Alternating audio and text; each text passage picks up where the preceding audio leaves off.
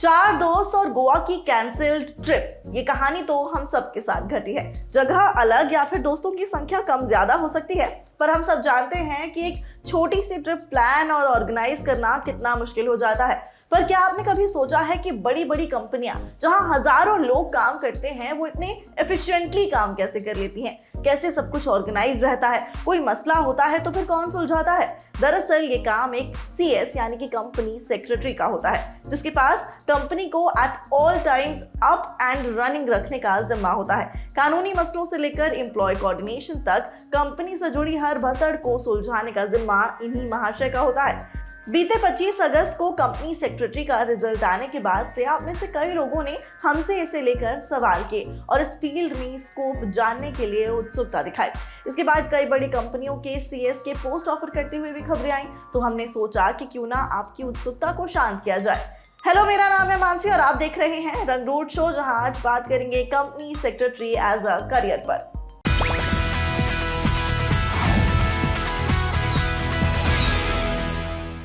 पिछले 20 सालों में कंपनी सेक्रेटरी यानी कि CS के रोल्स लगातार कंपनियों के लिए और ज्यादा रेलेवेंट होते जा रहे हैं। कंपनी सेक्रेटरी का रोल किसी भी कंपनी में काफी अहम होता है। यह अकाउंटिंग और बिजनेस की फील्ड में एक बेहतरीन करियर ऑप्शन के तौर पर तेजी से उभर रहा है। कंपनी सेक्रेटरी बनने के लिए आपके पास ये 5 स्किल्स होना बेहद जरूरी है। जबरदस्त कम्युनिकेशन स्किल्स, ऑर्गेनाइजेशन स्किल्स, सतर्कता यानी कि अटेंटिवनेस, मल्टीटास्किंग यानी कि एक साथ एक से ज्यादा काम करने की क्षमता और कंप्यूटर का बढ़िया नॉलेज। एक कंपनी सेक्रेटरी क्या करता है? अगर आपके मन में ये सवाल आ रहा है तो जवाब यहाँ है। एक कंपनी सेक्रेटरी किसी कंपनी का एथिकल, लीगल और बिजनेस मैटर से जुड़ा सारा काम देखता समझता है, यानी काफी अहम और संगीन मसले। कंपनी सेक्रेटरी रेगुलर बेसिस पर कंपनी के CEO, शेयर होल्डर्स और बोर्ड ऑफ डायरेक्टर्स के साथ कांटेक्ट में रहता है, तो जरूरी है कि इस पोजीशन पर काम कर रहे व्यक्ति का कम्युनिकेशन काफी अच्छा हो और वो साफ तरह से अपनी बात समझा सके और चीजों को टेक्निकली हैंडल कर सके। एक CS की कम्युनिकेशन, आइडिएशन और मैनेजमेंट काफी स्ट्रांग होनी चाहिए, क्योंकि वो अपनी कंपनी के बिहाफ पर दूसरी ऑर्गेनाइजेशंस और कंपनियों के साथ भी जुड़े रहते हैं। कंपनी से जुड़े हर डेटा को व्यवस्थित रखना और जरूरत पड़ने पर इसे ना सिर्फ दिखा पाना पर जस्टिफाई भी कर पाना, ये सब एक CS की जिम्मेदारी होती है।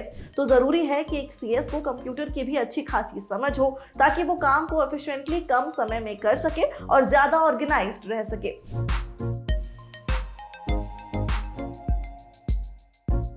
वैसे तो सुना है कि CS की फील्ड में अपॉर्चुनिटीज काफी अच्छी हैं, लेकिन इसे एक एक्सपर्ट से समझना ज्यादा बेहतर होगा। तो सुनिए CS मोनिका कोहली को।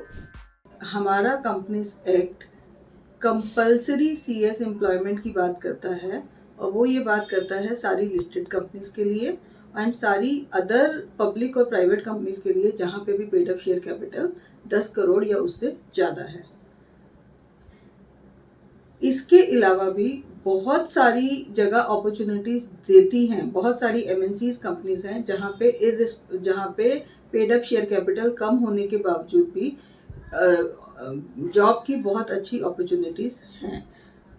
प्लस CS अपनी प्रैक्टिस भी कर सकता है और बहुत सारे सेक्टर्स गवर्नमेंट ने रिकॉग्नाइज करे हैं जहाँ जहाँ CS अपनी प्रैक्टिस कर सकता है, जैसे कि कंपनीज एक्ट में कर सकता है, सेबी में कर सकता है, लेबर लॉज में कर सकता है, रेरा में कर सकता है, GST में कर सकता है, IBC में कर सकता है और trademark as a trademark agent बन के काम कर सकता है। तो बहुत सारी जॉब अपॉर्चुनिटीज़ है, चाहे हम जॉब की एज अ एम्प्लॉयमेंट ज्वाइन करें या हम एज अ प्रैक्टिस ज्वाइन। आजकल बहुत सारी ट्रस्ट मार्केट में आ गई हैं, रीट्स है, इनवेट्स है, जहाँ पे कंप्लायंस ऑफिसर सिर्फ और सिर्फ CS हो सकता है। उसके अलावा MNCs कंपनी में काम किया जा सकता है। फॉरेन इन्वेस्टमेंट जहाँ जहाँ इंडिया में है तो वहाँ पे वो प्रेफर करते हैं कि कंपनी में CS होना कंपलसरी है, मतलब वहाँ पे CS की जॉब के लिए अपॉर्चुनिटीज होती है।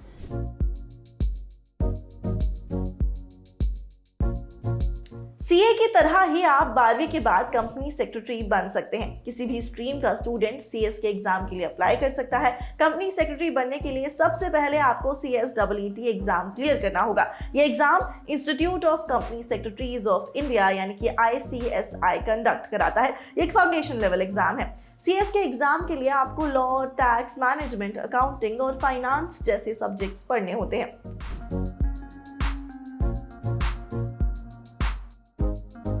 CSEET एग्जाम 4 पेपर का होता है जो साल में 4 बार ऑनलाइन मोड में होता है। इसके लिए आपको लॉ की जानकारी होना जरूरी है। CSEET MCQ बेस्ड पेपर होता है जिसे पास कर आप CA के एग्जीक्यूटिव लेवल पर पहुंच जाते हैं। एग्जीक्यूटिव लेवल के 2 मॉड्यूल में 6 पेपर होते हैं। इसे पास करने के लिए हर मॉड्यूल में 150 नंबर और हर सब्जेक्ट में 40% या फिर उससे ज्यादा मार्क्स लाना जरूरी है। इसे क्वालिफाई कर आप प्रोफेशनल लेवल पर पहुंच जाते हैं। प्रोफेशनल लेवल में आपको 3 मॉड्यूल में डिवाइडेड 9 पेपर देने होते हैं। हर मॉड्यूल में 150 मार्क्स कंपलसरी हैं। इसके बाद एक ट्रेनिंग भी लेनी होती है जिसे प्री मेंबरशिप ट्रेनिंग कहा जाता है। ट्रेनिंग पूरी करने के बाद आप ICSI पर खुद को रजिस्टर कर सकते हैं और CS की मेंबरशिप ले सकते हैं।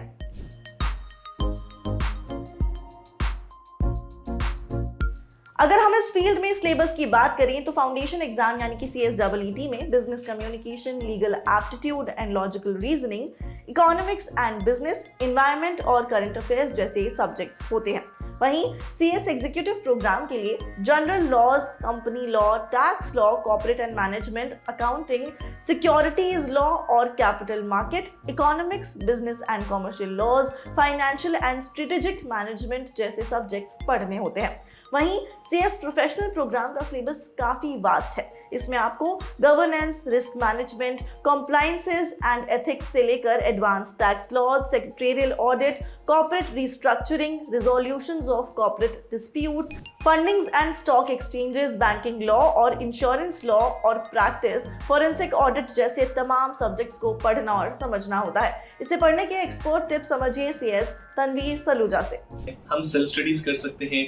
हम इंस्टीट्यूट के द्वारा भेजी गई जो मॉड्यूल्स होती हैं जिन्हें हम नॉर्मल लैंग्वेज में बुक्स कहते हैं, हम उसे रेफर कर सकते हैं। हम यूट्यूब पे वीडियोस देख सकते हैं। हम किसी फैकल्टी की ऑनलाइन क्लासेस ले सकते हैं जो कि इंडिया में काफ़ी जाने माने फैकल्टीज हमारे पास हैं। हम चाहे तो उनकी ऑफलाइन क्लासेस भी ले सकते हैं अगर हम उन्हीं की सिटी में रहते हैं। लेकिन मेरे हिसाब से हमें कभी भी किसी भी एक अप्रोच पे डिपेंडेंट नहीं होना चाहिए। हमें एक मिक्स्ड अप्रोच रखनी चाहिए क्योंकि कोई सब्जेक्ट ऐसा होता है जो सेल्फ स्टडीज की बेसिस पे आप ज़्यादा अच्छे से प्रिपेयर कर सकते हो और कोई सब्जेक्ट ऐसा होता है जो कि आपको फैकल्टी के द्वारा पढ़ने पर ही अच्छे से समझ आएगा, जैसे कि टैक्सेशन हो गया, कंपनी लॉ हो गया, ये काफ़ी टेक्निकल सब्जेक्ट्स होते हैं। इसके अलावा हम बात करें तो यूट्यूब पे जो हमारी वीडियोस होती हैं वो काफ़ी नॉलेजेबल होती हैं। ये एक बहुत अच्छा एक माध्यम बन चुका है फ्री में पढ़ाई करने का।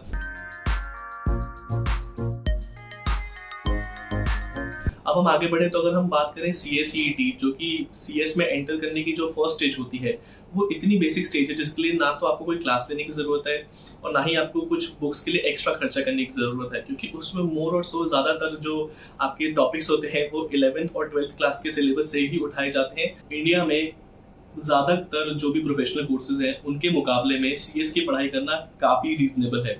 जितना खर्चा आपका 4 से 5 साल के अंदर होता है वो आप बहुत ही आसान तरीके से अपने जॉब के या प्रैक्टिस के 1 साल के भीतर रिकवर कर सकते हैं। ये सारे टिप्स आपको CS बनने के दौरान आने वाली तमाम समस्याओं को रिजॉल्व करने में मदद करेंगी। आज रंगरूट शो में इतना ही। आपको ये शो कैसा लगा अपने फीडबैक हमें भेजते रहिएगा। हमारे सारे सोशल मीडिया अकाउंट्स का लिंक आपके लिए डिस्क्रिप्शन में है। जुड़िए, लाइव वगैरह होते रहते हैं, मिल बैठकर बातचीत करेंगे। रंगरूट से जुड़ने के लिए शुक्रिया। अच्छा सुनिए, जाने से पहले एक जरूरी सूचना भी लेते जाइए। आपके पसंदीदा शो अब ऑडियो फॉर्मेट में है। ललन टॉप का नया पॉडकास्ट बाजा डाउनलोड कीजिए the Lalan top app, Android और आईफोन दोनों में। लल्लन टॉप का सबसे ठस, ठेठ और ठसकदार बेबी आ गया है लल्लन टॉप का पॉडकास्ट जिसका नाम है बाजा और ये बजेगा सिर्फ लल्लन टॉप ऐप पर।